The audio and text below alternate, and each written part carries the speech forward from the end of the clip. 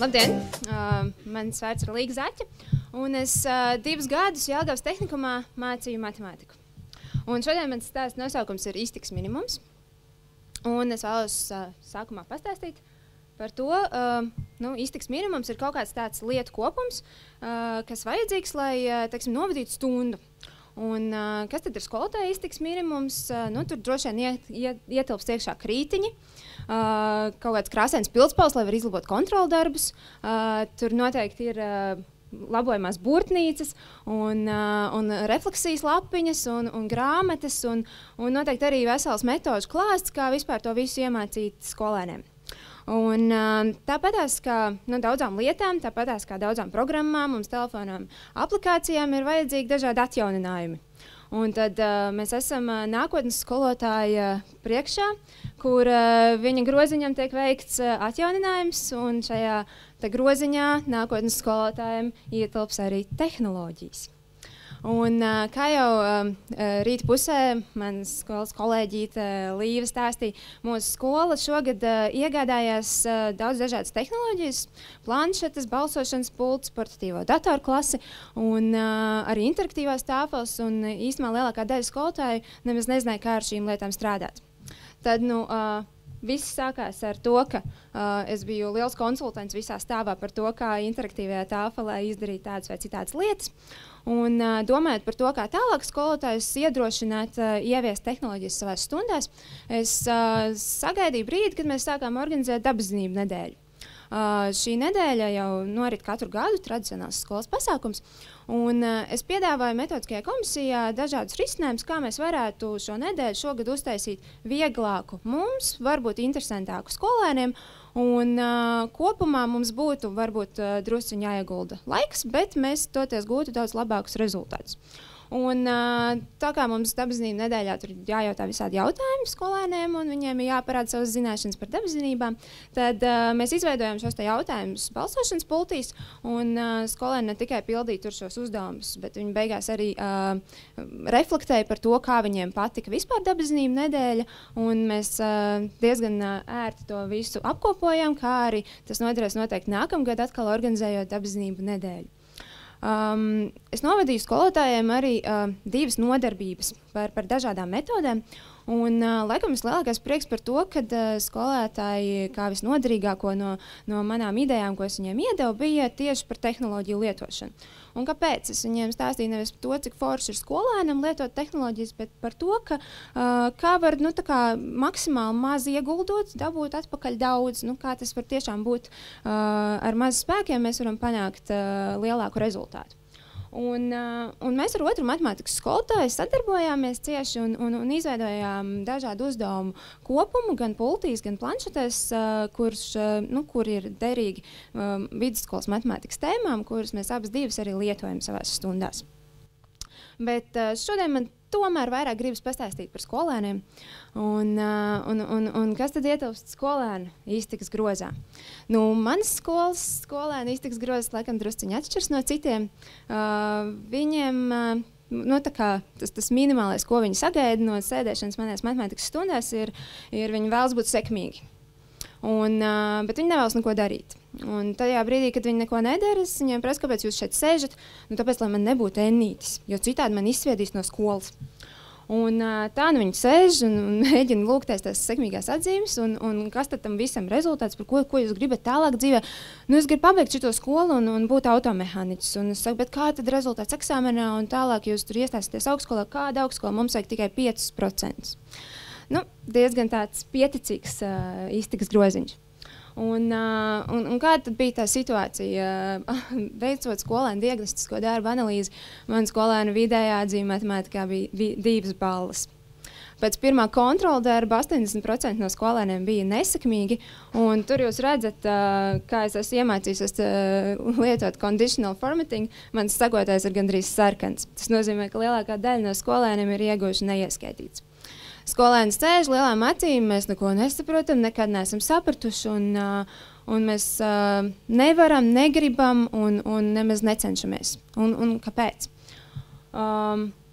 skolēnu izmisums bija redzams arī kontroldarbos, kur viņam, es laboju kaudzēm kontroldarbus ar zīmējumiem, kur viņi atvainojas man, piedodiet skolotāji, ka es nesaprotu matemātiku, vai rekurs jums uzzīmēju matemātikas govi vai trīsstūru lellīti, un dažkārt viņi meklē ļoti radošā veidā atbildes uz to, kas varētu būt šī piemēra atrisinājums. Un īstenībā forši tik viegli izlabot šādu kontroldarbu. Tā kā ļoti ātri labojās. Bet tas stāsts ir par to, ka ir baigi traki. Es saprotu, man skolē neko nezinu. Man priekšā ir obligātais eksāmens 12. klasē matemātikā, un viņiem ir tik maz laika, un ir tik daudz jāiemāc. Un mans risinājums bija, tātad mēs mācīsimies, un mēs strādāsim 2 reizes ātrāk. Un es mēģināju ļoti ātri viņiem mācīt daudzas tēmas, skaidrot to, ka mums ir jāmācās un davai cenšaties. Es viņus tur bikstīju, bakstīju un skubināju visu laiku, lūdzu pierakstiet kladēs, atveriet grāmatas, davai čop, jūs to varat saņematies, aiziet un tam līdzīgi. Un tad es stāstu to teoriju un es tur tā kustos pa to tāfelu priekšā noskrējusies, nosvīdusties, ko un saka, jūs varat lēnāk. Es saku, nē, klausieties ātrāk. Un tā es vadīju kādu laiku ar stundas, man likās vienkārši, jo es ātrāk griezīšos, jo kaut kādā brīdī tie skolēni arī sāks vienkārši skriet man līdzi. Rezultātā es līdzīgi kā Ēzopa fabulā, kur zaķis centās noskriet bruņurupēc, arī man nekas neizdevās. Un es sapratu to, ka, lai cik ātri es skrietu, es nevaru noskriet nevienu metru viņu vietā. Viņiem pašiem ir jākustās.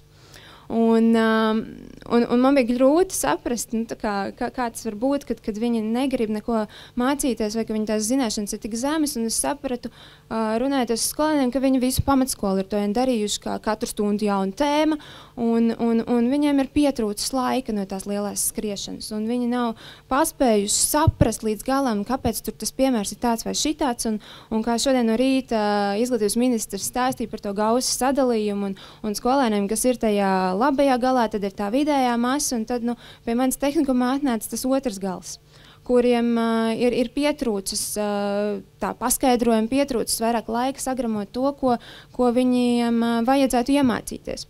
Un man nekas cits neatlika, kā veikt matemātiskus aprēķinus un loģiski saprast, ka es neiemācīšu viņiem visu tāpatās, lai kas tur notiktos. Un es izdarīju smagu secinājumu priekš sevis, jo es esmu cilvēks, kuram ir augstas ambīcijas. Man bija grūti saprast, kā tas ir. Es tagad mācīšu viņiem mazāk. Tas nozīmē, kā es ielikšu 4, tad jau viņi mācās pie manis uz 3 vai kaut kā tam līdzīgi. Bet gatavojot skolēnus eksāmenam, es sapratu, ka man nekas cits arī neatliek. Un es izveidoju, es skatījos uz eksāmeniem, un no daudziem eksāmeniem vienkārši griezu ārā uzdevumus pa tēmām. Un es sataisīju tādu tēmu listi, lai var arī redzēt, cik daudz kurā tēmā ir uzdevumi eksāmenos. Un es sāku stundu ar to, mēs šodien iemācīsimies tiem 2%. Šodien šajā stundā mēs iemācīsimies 3%, un šajā varbūt, ka jūs jau 5% varēsiet dabūt eksāmenā. Un, ja tu procentu pie procenta neliksi, pie atestāta netiksi.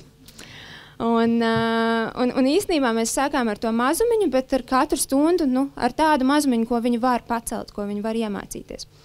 Un bija ļoti jauka sajūta tajā brīdī, kad man tie skolēni jūt jau savu pārliecību, un es jūtu, ka viņi grib vairāk par to 4, un vienā stundā viņi man sāk prasīt, skolotāji, jūs man iemācīsiet nākamajā stundā par trigonometriju. Es ritīgi gribu priekš eksāmena sagatavoties, un par ģeometriju, un es aizmirstu tos rotācijas ķermeņus, ko jūs tur semestra sākumā mācījāt, mēs varam vēlreiz tos uzdevumus iziet cauri, es nesapratu.